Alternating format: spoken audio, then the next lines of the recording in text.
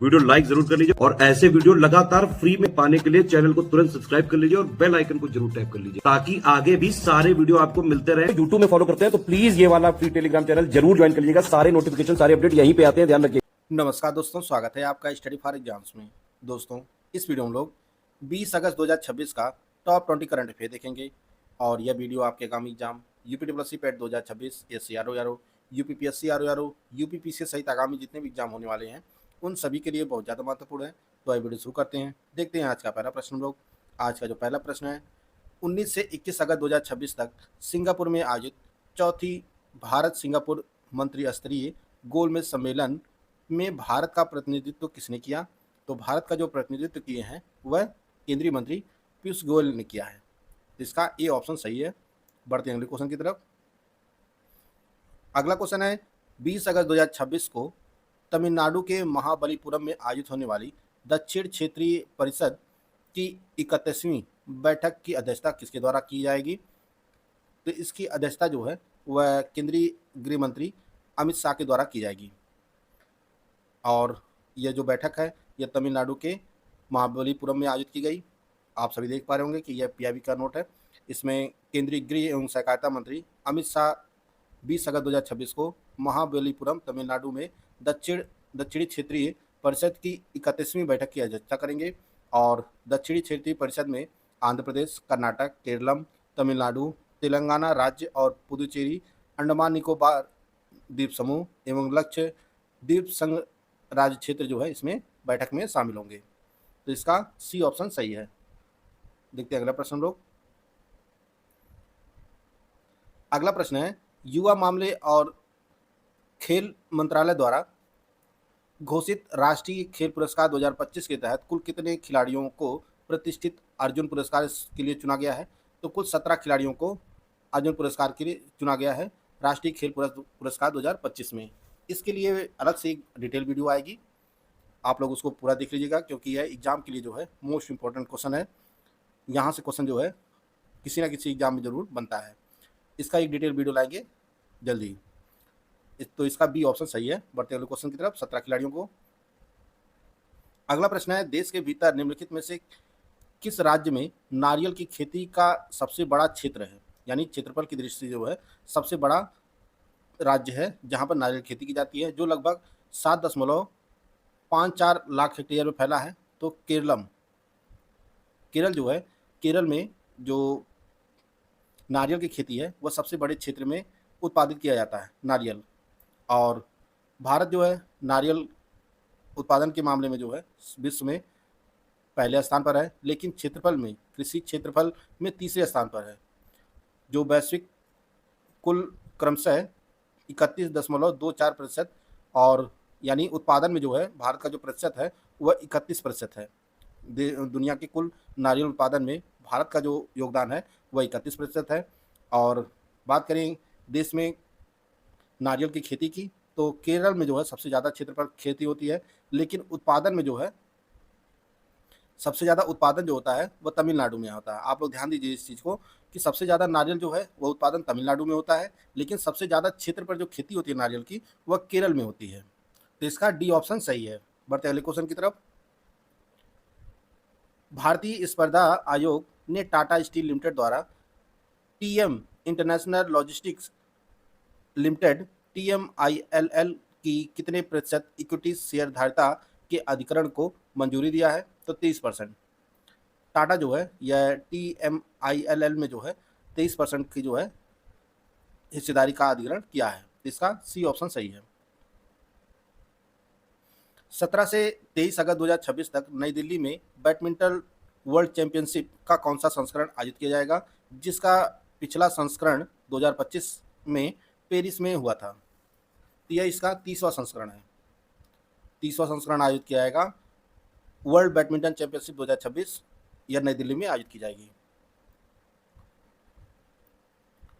ओडिसी नृत्य की प्रसिद्ध साधक सुभद्रा वर्दकर को वर्ष 2025 के निम्नलिखित में से किस प्रतिष्ठित राष्ट्रीय पुरस्कार से सम्मानित किया गया है? तिन्हें संगीत नाटक अकादमी पुरस्कार प्रदान किया गया है सुभद्रा वर्दकर को, जो प्रसिद्ध ओडिसी नृत्य की नृत्यांगना है। इनको जो है संगीत नाटक अकादमी पुरस्कार से सम्मानित किया गया है 2025 के लिए। भारतीय चीनी एवं जैव विविधता निर्माता संघ ISMA और ICAR भारतीय गन्ना अनुसंधान संस्थान ने 13 अगस्त 2026 को उन्नत गन्ना बीज उत्पादन केंद्र स्थापित करने के लिए एक समझौता किया है। यह केंद्र किस शहर में स्थापित किया जाएगा? तो यह केंद्र लखनऊ में स्थापित किया जाएगा। उन्नत गन्ना बीज उत्पादन केंद्र जो स्थापित किया जाएगा वह लखनऊ में किया जाएगा। इसका डी ऑप्शन सही है। हाल ही में किस राज्य के एर्नाकुलम जिले में वेस्ट नाइल फीवर के संदिग्ध मामलों और मौत के बाद स्वास्थ्य विभाग ने हाई अलर्ट जारी किया है? तो यह हाई अलर्ट जो जारी किया गया है यह केरल सरकार के द्वारा जारी किया गया है। हाल ही में जो है केरल के एर्नाकुलम जिले में वेस्ट नाइल फीवर के जो है संदिग्ध मामले तेज़ी से बढ़े हैं और उसमें मौत का भी मामला शामिल है। तो इसके बाद जो है स्वास्थ्य विभाग ने हाई अलर्ट जारी किया है। और यह जो वेस्ट नाइल फीवर क्यों होता है? यह बीमारी मुख्य रूप से क्यूलेक्स मच्छरों के काटने से इंसानों में फैलती है। क्यूलेक्स मच्छर जो है इसके वाहक हैं। तो इसका बी ऑप्शन सही है। संसद द्वारा हाल ही में पारित किए गए विधेयक के अनुसार केरल राज्य का आधिकारिक नाम बदलकर क्या किए जाने का मार्ग प्रशस्त हुआ है? तो केरल का जो नाम बदलकर केरलम किया जा रहा है। इसका ए ऑप्शन सही है। पुदुचेरी में डी जुरे ट्रांसफर डे कानूनी हस्तांतरण दिवस प्रतिवर्ष निम्नलिखित में से किस तिथि को मनाया जाता है? तो यह दिवस जो मनाया जाता है 16 अगस्त को मनाया जाता है, क्योंकि जो है आधिकारिक रूप से पुदुचेरी जो है भारत में शामिल हुआ था 16 अगस्त 1962 में। 1962 में भारत का हिस्सा हुआ था पुदुचेरी। तो इसका इसी के संस्मरण में जो है यह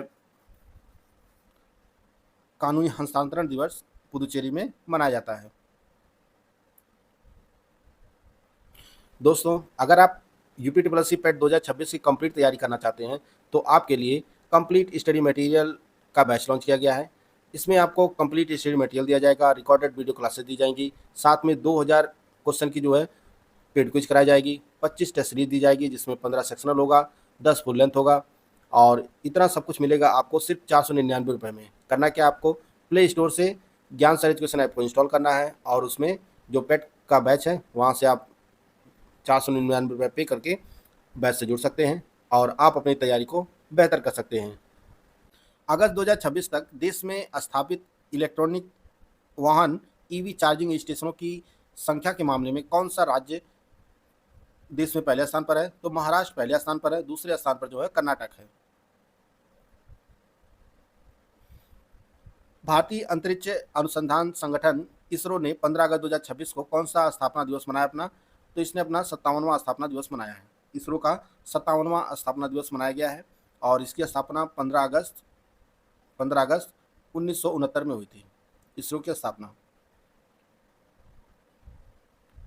अगस्त 2026 में किस अंतर्राष्ट्रीय एजेंसी के सहयोग से गुजरात के नल सरोवर पक्षी अभ्यारण्य के पास प्लास्टिक अपशिष्ट प्रबंधन परियोजना शुरू की गई है? तो यह जापान इंटरनेशनल कोऑपरेशन एजेंसी के द्वारा जो है शुरू की गई है और यह अपशिष्ट प्रबंधन परियोजना की जो लागत है यह 2.94 करोड़ रुपए की लागत से इस परियोजना को स्थापित किया गया है। डी ऑप्शन इसका सही है। राष्ट्रीय गैर लाभकारी दिवस नेशनल नॉन प्रॉफिट डे प्रतिवर्ष किस तिथि को मनाया जाता है? तो यह प्रतिवर्ष 17 अगस्त को मनाया जाता है। हाल ही में किस राज्य सरकार ने अपनी प्रमुख बीमा स्वास्थ्य योजना मुख्यमंत्री व्यापक स्वास्थ्य बीमा योजना CMCHIS के तहत वार्षिक कवर को 5 लाख से बढ़ाकर 25 लाख रुपए करने का निर्णय लिया है? तो यह जो निर्णय लिया गया है यह तमिलनाडु सरकार के द्वारा लिया गया है। ए ऑप्शन इसका सही है। तमिलनाडु सरकार ने मुख्यमंत्री व्यापक स्वास्थ्य बीमा योजना को जो 5 लाख रुपए तक का इलाज का कवर दिया जाता था अब उसको बढ़ाकर जो है 25 लाख रुपए कर दिया है। हाल ही में चर्चा में रहा कुरील द्वीप समूह किन दो देशों के बीच विवादित क्षेत्र है? यह जापान और रूस के बीच विवादित क्षेत्र है और इस पे जो प्रशासनिक जो नियंत्रण है प्रेजेंट टाइम में वह रूस के पास है और जापान इसे अपना उत्तरी क्षेत्र मानता है। अगस्त 2026 को पश्चिम बंगाल के किस जिले स्थित बालूर घाट स्टेडियम में राज्य के पहले कौशल महोत्सव का आयोजन किया गया है? यह दक्षिण दिनाजपुर जिले में जो है, यह जो बालूर घाट स्टेडियम स्थित है, यहीं पर पश्चिम बंगाल का पहला कौशल महोत्सव आयोजित किया गया। इसका ए ऑप्शन सही है। हाल ही में किस राज्य सरकार ने सर्पदंश सांप के काटने को अधिसूचित बीमारी घोषित किया है? यह महाराष्ट्र सरकार ने घोषित किया है। सर्पदंश को अधिसूचित बीमारी घोषित किया है महाराष्ट्र सरकार ने। तो दोस्तों, यह आपका 20 अगस्त 2026 का करंट अफेयर था, जिसको हम लोग कवर कर लिए हैं। पिछले दिन का करंट अफेयर एक बार हम लोग फटाफट रिवाइज कर लेते हैं। 17 अगस्त 2026 को भारत ने अपने घास के मैदानों और अन्य खुले प्राकृतिक इकोसिस्टम के लिए पहली मार्गदर्शिका का शुभारंभ कहाँ आयोजित UNCCD COP17 के दौरान किया? यह उलान बातर मंगोलिया में आयोजित किया गया। 17 अगस्त 2026 को कौशल मंत्रियों का क्षेत्रीय सम्मेलन कौशल मंथन निम्नलिखित में से किस शहर में आयोजित किया गया? यह कोलकाता में आयोजित किया गया। हाल ही में नाइजीरिया के लागोस में आयोजित कॉमनवेल्थ फेंसिंग चैंपियनशिप 2026 के अंडर 23 और सीनियर वर्गों को मिलाकर भारत ने कुल कितने पदक जीते हैं? तो भारत ने कुल 35 पदक जीते हैं। हाल ही में किस राज्य सरकार ने जमीनी स्तर पर स्वास्थ्य डेटा संग्रह को डिजिटल बनाने के लिए समस्ता प्लेटफॉर्म का रोल आउट किया है? तो यह कर्नाटक सरकार ने मंजूरी दिया है। गंगा एक्सप्रेसवे को नोएडा अंतर्राष्ट्रीय हवाई अड्डे जेवर से जोड़ने के लिए स्वीकृत किए गए नए ग्रीनफील्ड लिंक एक्सप्रेसवे की कुल लंबाई कितनी है? तो यह 74.5 किलोमीटर लंबा है। Bharat electronics limited bell Uttar Pradesh रक्षा औद्योगिक गलियारे UPDIC के किस नोड में अपनी अत्याधुनिक रक्षा विनिर्माण सुविधा स्थापित करने जा रही है? तो यह चित्रकूट नोड में किया जा रहा है स्थापित। हाल ही में 23 जुलाई 2026 को किस शहर के नमो घाट पर गंगा नदी में पहली बार इलेक्ट्रिक यात्री नौकाओं का संचालन शुरू किया गया है? तो वाराणसी में किया गया है। हाल ही में किस राज्य सरकार ने नदी लिंकिंग परियोजनाओं, भूजल संरक्षण तथा जन भागीदारी के माध्यम से दीर्घकालिक जल सुरक्षा को सुदृढ़ करने के उद्देश्य से राज्य जल योजना 2047 का अनावरण किया है? तो राजस्थान सरकार ने यह योजना अनावरण किया है।